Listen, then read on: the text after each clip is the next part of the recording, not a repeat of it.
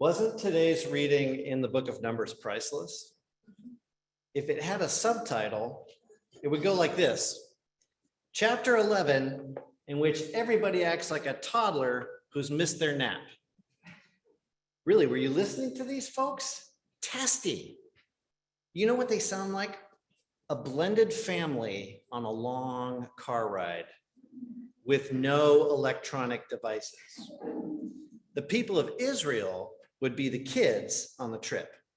They have only just left Mount Sinai, barely pulled out of the driveway, and already they're like, I'm tired. I hate this food. Don't we have anything good to eat? I want cookies.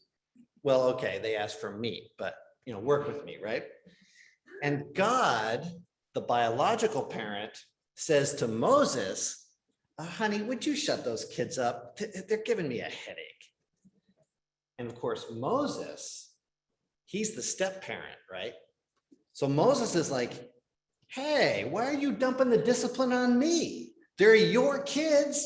I didn't give birth to them.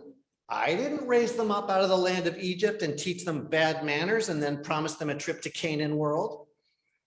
My coming on this excursion was your big idea, remember? And now I'm completely wretched with your whining kids. So please, if you love me at all, just shoot me now and put me out of my misery. And it gets even better because now God is really peeved. So God says to the Israelites, all right, you kids want cookies? I'll get you cookies. Twinkies too, and pop and candy. I'll make you eat nothing but cookies and donuts and Little Debbie's and sundaes until you're so sick that you toss your cookies, till your cookies are coming out your nose. Then we'll see how ungrateful you are. And Moses goes, have you checked how many of your dear progeny we brought along on this trip? It's 600,000, okay? So how are you possibly going to make good on that promise to that many people?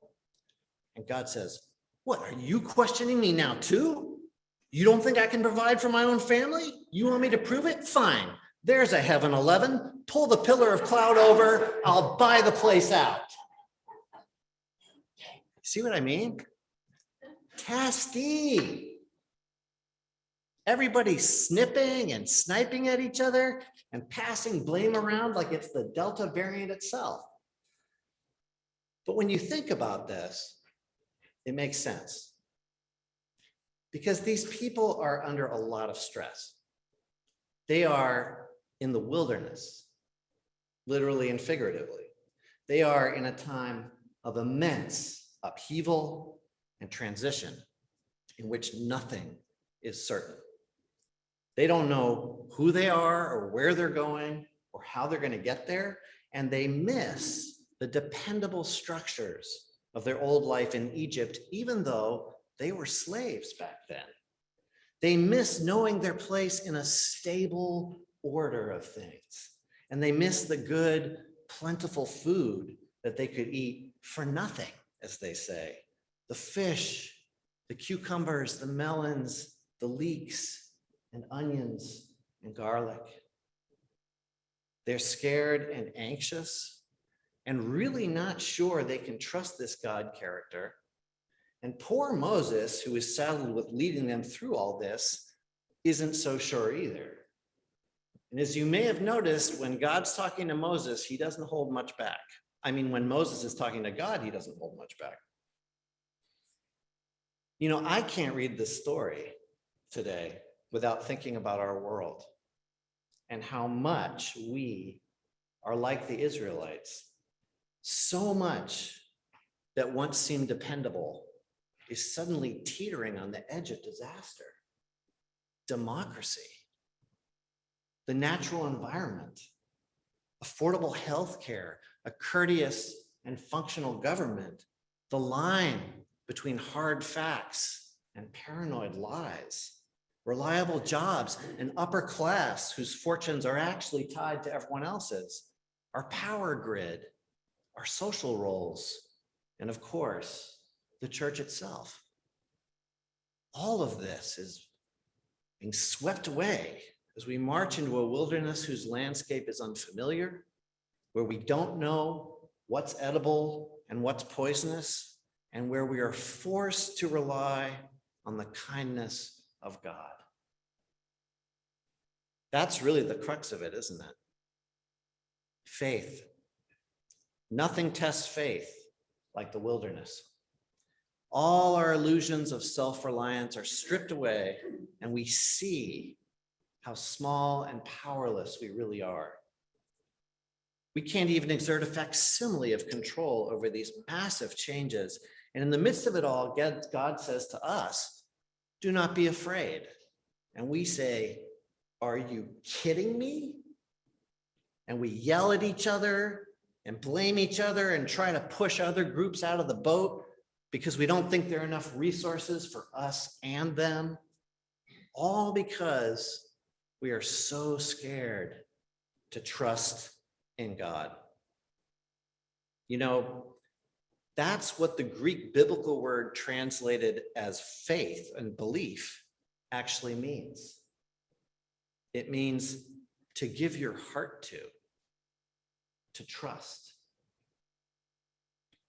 To have faith is to trust, not in a Pollyanna way that has us hiding in denial and doing nothing, but in a more profound way that encourages us to act while remaining calm in the assurance that ultimately all will be well.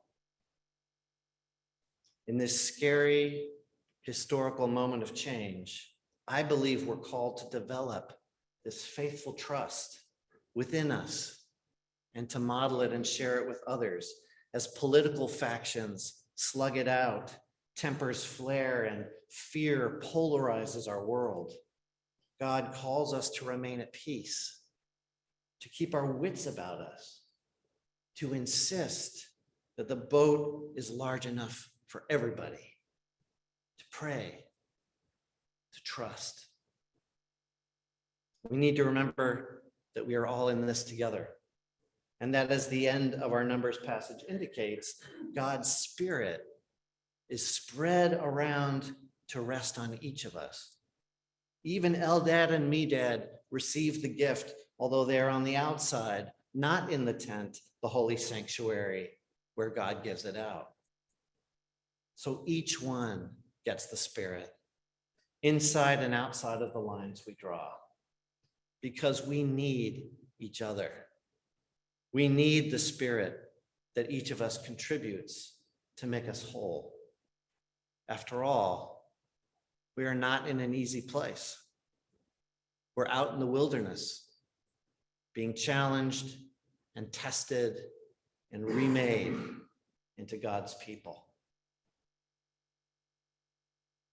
Amen.